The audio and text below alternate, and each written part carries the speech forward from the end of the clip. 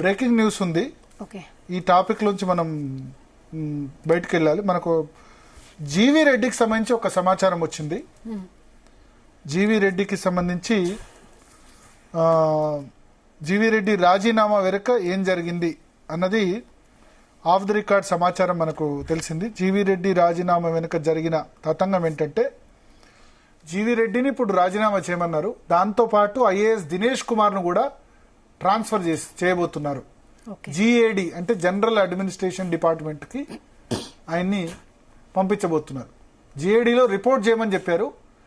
జిఏడికి పంపించడం కాదు, జిఏడిలో రిపోర్ట్ చేయమని చెప్పారు. సో ఇద్దరి మీద వేటుపడింది. ఒకళ్ళు జీవీ రెడ్డి, రెండవది దినేష్ కూడా ఆయన కూడా జిఏడికి ఇప్పుడు ట్రాన్స్ఫర్ చేయబోతున్నారు. అంటే ఫైబర్ నెట్ వ్యవహారంలో మధ్య మార్గం చంద్రబాబు నాయుడు అనుసరించారు. ఒకటి ఐఏఎస్ల ఏదైతే ఐఏఎస్ లాబీ ప్రెషర్ చేసిందో ఐఏఎస్ల మీద అట్లా విమర్శలు చేయడం కరెక్ట్ కాదు అన్న ఉద్దేశంతో జీవీ రెడ్డి మీద ఆయన ఫైబర్ నెట్ కు రాజీనామా చేయమని చెప్పారు.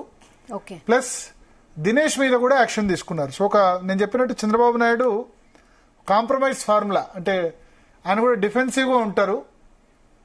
ఇప్పుడు ఎన్ని విమర్శలు వచ్చినా, ఆయన మీద విమర్శలు వచ్చినా అన్ని ఆలోచిస్తారు. ఒకటి ఐఏఎస్ల అవసరం, అభివృద్ధి చేయాలంటే ఐఏఎస్ల సహకారం అవసరం. అందుకని అటు ఐఏఎస్లను సాటిస్ఫై చేస్తూ ఏం చేశారు, జీవీ రెడ్డిని రాజీనామా చేయమని చెప్పారని తెలుస్తుంది. అయితే ఆయన ఏకంగా ఫైబర్ నెట్ కు రాజీనామా చేయమంటే ఫైబర్ నెట్ తో పాటు తెలుగుదేశం పార్టీ ప్రాథమిక సభ్యత్వాన్ని కూడా ఆయన రాజీనామా చేసేసారు. సో ఇది ఇంకొంచెం అంటే ఆయన చాలా సెన్సిటివ్ గా తీసుకున్నట్టున్నారు. అదే సమయంలో దినేష్ ఎవరి మీద అయితే ఆరోపణలు చేశారో అతన్ని కూడా తప్పించారు. ఆ బాధితులు ఐఏఎస్ అంటే రాజీనామా సర్వీస్ లో ఇంకా 60 సంవత్సరాలు వచ్చేంత వరకు ఉంటారు కాబట్టి ఆయన్ని ఆ ఫైబర్ నెట్ నుంచి తప్పించి జిఏడికి రిపోర్ట్ చేయమంటారు అని తెలుస్తుంది.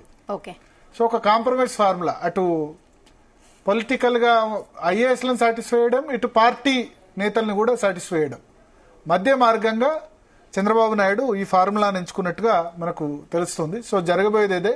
ఇప్పుడు జీవీ రెడ్డి ఆయన రాజీనామా చేశారు. దినేష్ ను కూడా త్వరలో చీఫ్ సెక్రటరీ నుంచి ఆర్డర్ వస్తాయి. ఆయన జిఏడికి జనరల్ అడ్మినిస్ట్రేషన్ డిపార్ట్మెంట్ కు అటాచ్ చేస్తారు. అంటే ఎటువంటి పోస్టింగ్ ఇవ్వరు. పోస్టింగ్ ఇవ్వకుండా ఆయన ఆ విధంగా అది పనిష్మెంట్ అన్నమాట. ఆ విధంగా చేస్తారని మనకి ఇండికేషన్స్ అందుతున్నాయి. ఇది చంద్రబాబు సంబంధించి కాంప్రమైజ్ ఫార్ములా ఈ వివాదానికి సంబంధించి. అంటే ఇప్పుడు జీవీ రెడ్డికి ఏమైనా వేరే పదవి ఇచ్చి సాటిస్ఫై చేస్తారనుకుంటే ఇక్కడ ఆయన పార్టీకి కూడా రాజీనామా, ఆయన సెన్సిటివ్ అయ్యి పార్టీకి కూడా రాజీనామా చేశారు. సో చూడాలి మరి ఆయన పాసిఫై చేసి ఆయన రాజీనామా, పార్టీ నుంచి రాజీనామాను దాన్ని విరమించమని అడుగుతారా, ఏం చేస్తారన్నది చూడాల్సింది. Okay, thank you so much Bharat for very interesting analysis on all topics.